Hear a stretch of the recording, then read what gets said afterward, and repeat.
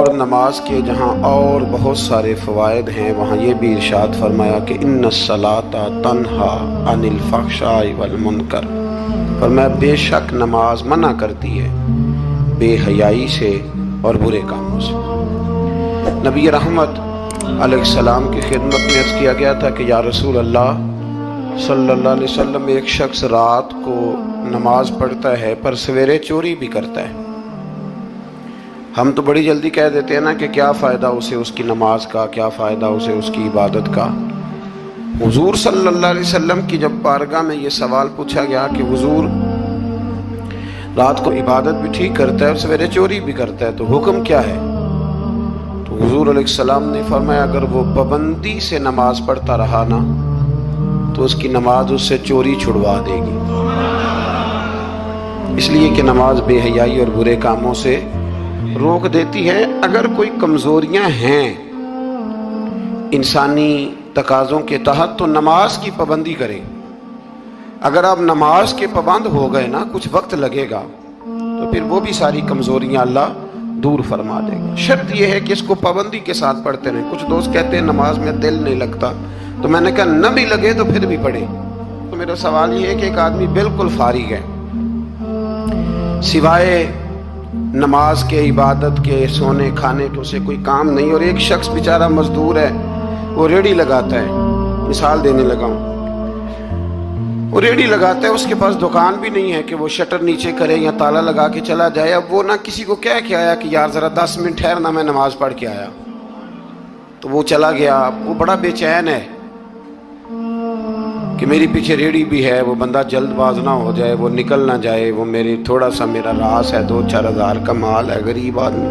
نماز بھی اس نے پڑھی، توجہ اس کی پیچھے لگی رہی۔ ایک بالکل فارغ تھا، کوئی مجبوری نہیں تھی، اس نے بھی نماز پڑھی۔ آپ یہ بتائیے کہ زیادہ ہمت کس نے کی؟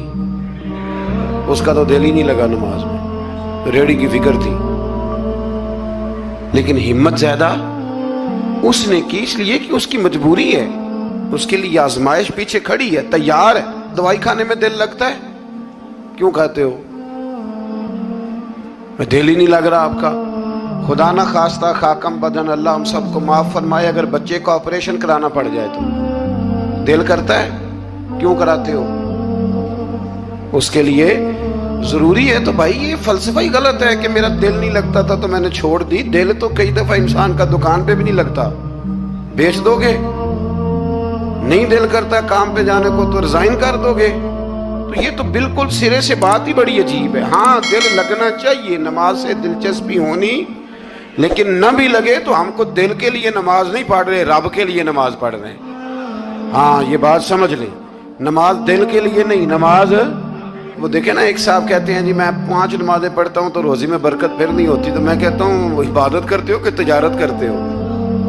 پیسے کمانے گئے تھے؟ پیسے کمانے گئے تھے کہ نماز پڑھنے گئے تھے؟ تو نماز آپ کو بے حیائی اور برے کام سے روک دے گی، پر شرط یہ ہے کہ نماز کی پابندی کریں اور بر وقت پڑھیں اور تھوڑی صحیح کر کے پڑھیں۔ مطلب نماز پڑھی جاتی ہے، اہتمام نہیں ہوتا، یعنی لوگ بھاگ کے وضو کرتے ہیں، فٹافٹ آتے ہیں، بھئی آج ہو گیا ہے۔ بڑی جو بندہ گاڑی بھگا کے لاہور پہنچنا چاہے تو وہ 15 منٹ جلدی پہنچ سکتا ہے، 1 گھنٹہ پہلے پہنچ سکتا؟ ممکن نہیں میرے عزیز، ہو نہیں سکتا۔ جلدی نماز پڑھنے سے آپ کیا کر لیں گے؟ صحیح کر کے پڑھیں، سونی کر کے پڑھیں، تسلی کے ساتھ پڑھیں، ٹھنڈے دل کے ساتھ پڑھیں۔ مطلب نماز پڑھیں تو پھر مزہ آئے۔ امام اعظم کا ایک پڑوسی ہے تو وہ کہتا ہے کہ امام صاحب نا گرمیوں کے دنوں میں نا چھت پہ چڑھتے تھے، کیونکہ میرے گھر میں عورتیں نہیں تھیں، مرد ہی تھے زیادہ، اور میرا ایک بچہ تھا چھوٹا۔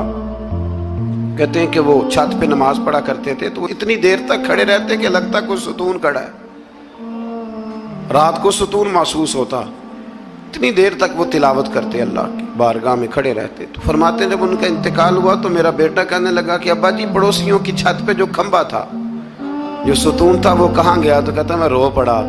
میں نے کہا بیٹا وہ ستون اور کھمبا نہیں تھا، وہ تو ابو حنیفہ تھا جو اپنے رب کے حضور کھڑا رہا کرتا تھا۔ تو دلچسپی پیدا کریں۔ اللہ تعالیٰ ہمیں رمضان کے بعد بھی پابندی صلاۃ کی توفیق عطا فرمائے۔ آیت نمبر 46 میں اہل کتاب سے بحث اور مباحثہ اور مجادلہ کے आदाब और उसलूब तबलीग के शाइस्ता और पसंदीदा होने का बयान किया गया। जब आप तबलीग करें तो आपके जुमले बड़े शुस्ता होने चाहिए, साफ सुथरी बात आप करें। कुरान मजीद ने कहा ना, उदू इला सबील रब्बिका बिल हिकमा वल मौइज़तिल हसना, लोगों को अल्लाह की तरफ बुलाओ तो खूबसूरत नसीहत के साथ, हिकमत के साथ और अच्छे अंदाज में।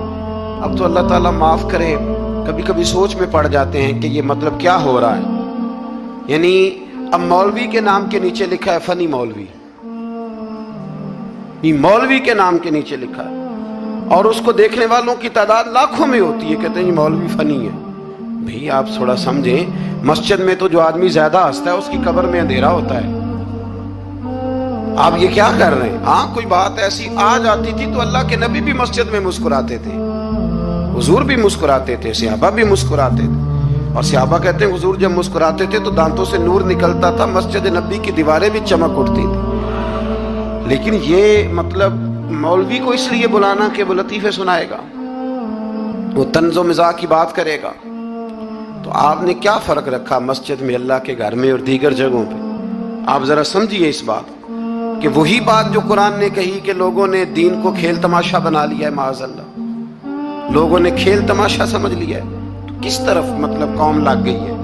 और बड़ा बड़ा उरूज है और बड़ी बड़ी बातें हैं, बीच में है क्या कि लतीफ़े सुनाए जा रहे हैं और दास्तान सराई हो रही है और कहानियाँ हो रही, और कौम है कि वो उस पर लगी हुई अच्छी नसीहत, खूबसूरत जुमले। मेरे रसूल करीम अलैहिस्सलाम के गुलाम कहते हैं हुजूर जन्नत का जिक्र करते थे तो यूँ लगता था हम जन्नत की सैर कर रहे हैं। हुजूर दोज़ख की बात करते तो हमारे खौफ से रोंगटे खड़े हो जाते, और हुजूर क़यामत का जिक्र करते तो यूँ लगता कि निकल के बाहर जाएंगे तो क़यामत आ जाएगी। ये अंदाज था हुजूर का बात करने का। तो लिहाजा बड़ी शुस्ता, बड़ी साफ सुथरी और बड़ी मीठी और बड़ी ठंडी बात करें। दीन की बात जब आप करें तो फिर उसमें हुस्न छलके। आम आदमी और दीनदार आदमी के लबो लहजे में फर्क होना चाहिए, उसे समझना चाहिए। अल्लाह तौफीक अता फरमाए। रसूलुल्लाह सल्लल्लाहु अलैहि वसल्लम की सिफात में से एक सिफत नबी उम्मी होना भी है। उम्मी का माना आला हज़रत ने फरमाया बेपढ़ा हुआ, जिसने दुनिया में किसी से पढ़ा ना हो, यानी आपने रस्मी तौर पर लिखना पढ़ना नहीं सीखा। इसमें भी अल्लाह ताला की बेपनाह हिकमत है कि हुजूर ने दुनिया में आके पढ़ना लिखना नहीं सीखा। आयत नंबर 48 में फरमाया कि आप नुज़ूल कुरान से पहले कोई किताब नहीं पढ़ते थे। ये बड़ी अनोखी बात का जरा समझिए, ये भी मेरे नबी की शान है। हुजूर ने कुरान के नाजिल होने से पहले रब फरमाता है कोई किताब पढ़ी ही नहीं, कोई किताब हुजूर ने पढ़ी नहीं। लेकिन हुजूर तौरात की बातें भी बताते थे, इंजील और ज़बूर की बातें भी बताते थे, वो नहीं पढ़ा हुजूर ने। और ना ही नबी पाक अलैहिस्सलाम दाएं हाथ से लिखते थे, लेकिन हुजूर का लिखना बहरहाल साबित है। बाद में नबी पाक का बतौर मोजज़ा लिखना साबित है, अहादीस मुबारका से साबित है। लेकिन हुजूर अलैहिस्सलाम ने ना कोई किताब पढ़ी, ना दुनिया में हुजूर किसी के शागिर्द हुए। अर्रहमान अल्लमल कुरान, रहमान फरमाता है मैंने खुद उन्हें कुरान सिखाया है। हुजूर ने अपने रब से सीखा, डायरेक्ट अल्लाह के शागिर्द है मेरे नबी करीम। और या अल्लाह क्या सिखाया, क्या सीखा? तो फरमाया वअल्लमका मा लम तकुन तअलम, महबूब जो नहीं जानते थे रब ने सारा ही सिखा दिया है। लोग पूछते हैं आपके उस्ताद का नाम क्या है, लेकिन जितना बड़ा उस्ताद हो शागिर्द का इल्म भी उतना बड़ा होता है। तो नबी पाक ने अल्लाह से सीखा है। अब आप अंदाजा कर लें कि अल्लाह ने क्या क्या इल्म मेरे रसूल को सिखाया है। तो नबी उम्मी का माना है बेपढ़ा हुआ। आयत नंबर 50 से कुफार के मोजज़े की फरमाइश के जवाब में फरमाया कि कुरान मजीद से बढ़कर मोजज़ा और क्या हो सकता है, इसके अलावा क्या मोजज़ा मांगते हो, ये बहुत बड़ा मोजज़ा है। आज़ाब के मुतालबे पे फरमाया कि इसका एक वक्त मुकर्रर है, वो वक्त पे आएगा, किसी के कहने पर नहीं आएगा।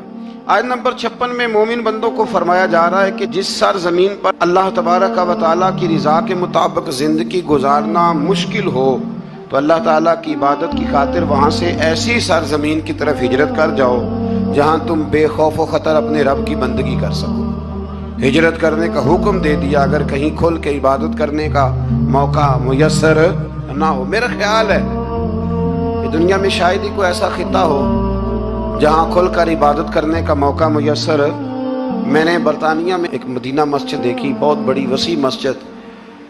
मैंने एक जुमा वहाँ पढ़ाया, तो जुमे के बाद हम नमाजियों के बीच बैठे। मैंने कहा आपने बड़ी शानदार मस्जिद बनाई। तो वो कहने लगे कि यहाँ की हुकूमत ने हमारे साथ ताउन किया। आप हैरान होंगे मेरी बात सुन के। वो कहने लगे जब हम मस्जिद तामीर कर रहे थे तो यहाँ से पीछे से एक रोड गुजरता था, तो हमारी मस्जिद में आड़े आता था, तो हमने गवर्नमेंट को एप्लीकेशन दी कि ये रोड आ रहा है। तो कहते मस्जिद की खातिर गवर्नमेंट ने रोड बंद करके रोड ऊपर से गुजार दिया है।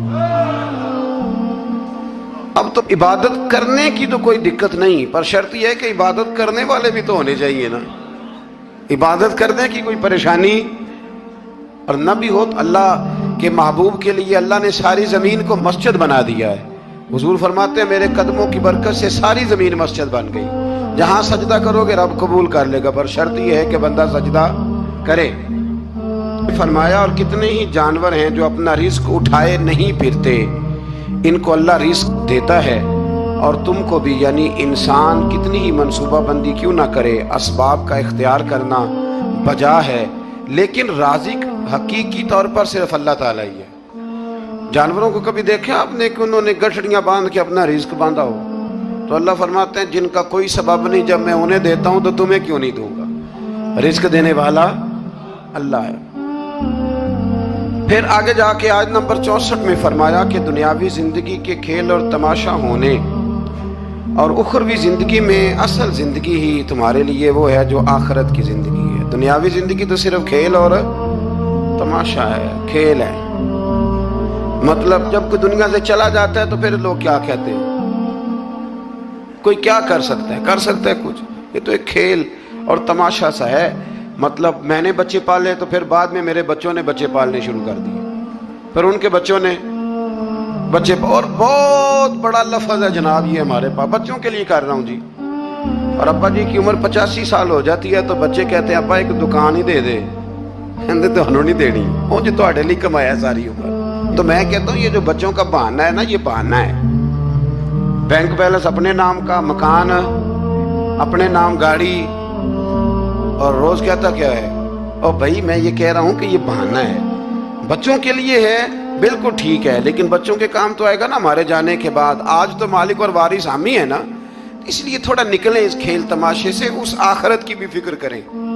इमाम ज़ैनुल आबिदीन घर में नमाज पढ़ रहे थे तो आग लग गई, लोग बुझाते रहे, इमाम साहब नमाज पढ़ते रहे। नमाज के बाद लोगों ने कहा हुजूर हम आग बुझा रहे थे, आपने तवज्जो ही नहीं की। फरमाया तुम दुनिया की बुझा रहे थे, मैं कयामत की बुझा रहा था, मैं दोज़ख की आग बुझा रहा था। उधर भी थोड़ी तवज्जो करें। अल्लाह तौफीक। सदका जारिया हासिल करने के लिए इस वीडियो को लाइक, कमेंट और शेयर करना मत भूलें।